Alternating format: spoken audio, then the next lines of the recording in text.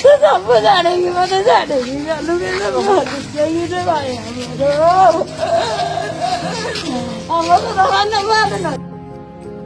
खंडपड़ा block अधीन कुंभारपड़ा ग्राम रे हजिला पुओ को मां फेरी पाइबा परे परिवार एवं समग्र अंचल रे खुशीर लहरी खेली जाइछि। दीर्घ 24 वर्ष धरी घर छाड़ी पलाई जाइथिबा आसमान दास बयस 40 स्वर्गत देवराज दासंक पुओ आसमान दास 1998 फेब्रुआरी 11 रे गाँव हठात निखोज हो जाइथिले। परे परिवार एवं आत्मीय स्वजन माने जेते खोजाखोजी करथिले मध्य कौनसी संधान मिली नथिला। गत 3 दिन तले हैदराबाद रु इंग्राजी हिंदी एवं तेलुगु भाषा रे लेखा जाइथिबा चिठीटीए हठात तूफान दासंक कुंभारपड़ा घर ठिकाना रे रेजिस्ट्री डाकरे आसी पहुंचीथिला। उक्त चिठी रे आसमानक मोबाइल नंबर लेखा जाइथिला। चिठी पढ़िबा क्षणी आसमानक विषय रे लेखा जाइथिबा जानि पारि परिवार लोके आश्चर्य प्रकट करथिले।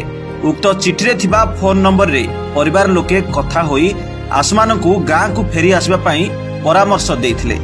आसमान गाँ रु जाई हैदराबाद रो एक टेंट हाउस मालिकंक निकट रे दीर्घ वर्ष धरी कार्य करुथिले। कौनसी कारणवशतः से आउ गाँ को फेरी नथिले। परिवार लोकंकु सर्वदा मने पकाई आसमान झुरुथिले। एहा जानि पारि टेंट हाउस मालिकंक झियो तांकु घर को पठाइबार सुचिंतित मनस्थ करथिले। आसमान ठारू तांको घरर ठिकाना नहीं चिट्ठी माध्यम रे आसमानक पाई एक नुआ सकाळर जीवन आरंभर बाट देखाइथिले। एभली महान कार्य पाई समग्र खंडपड़ा अंचलवासी से महान हृदयर महिला को कृतज्ञता जणाइछंती।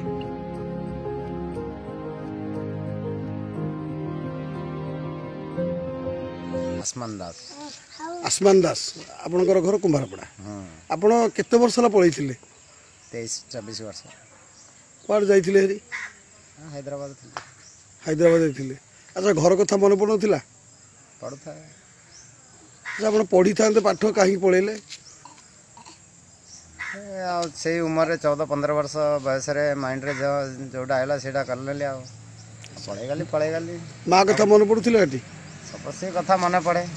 मन पड़े? कथा मन पड़े बोल के तो माँ पापा पड़े आइले। अच्छा आपण जो जाइथिले से जगह पर रहिथिले आपण कोन करथिले सेठी? से शूटिंग लाइन रे जेतले जोडा मिलला से काम करथा है। आपण पुओ केते वर्ष ला आपण छाड़ी पळैथिले? 24 वर्ष। 24 वर्ष। आपण पुओ जो आसिले आपण कोन बहुत खोजाखोजी करथिले? बहुत खोजिथिले। को पाइ नथिले? ना। से कौन चिंता थिले कौन पुओ आसिला कौन एबे बर्तन भले अछंदी?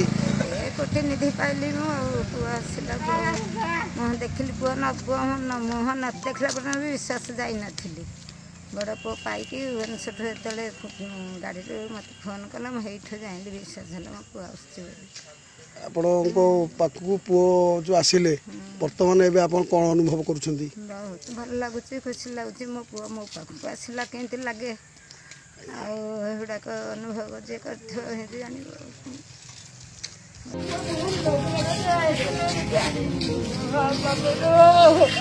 खंडपड़ारू निरंजन दासंक रिपोर्ट G99 न्यूज।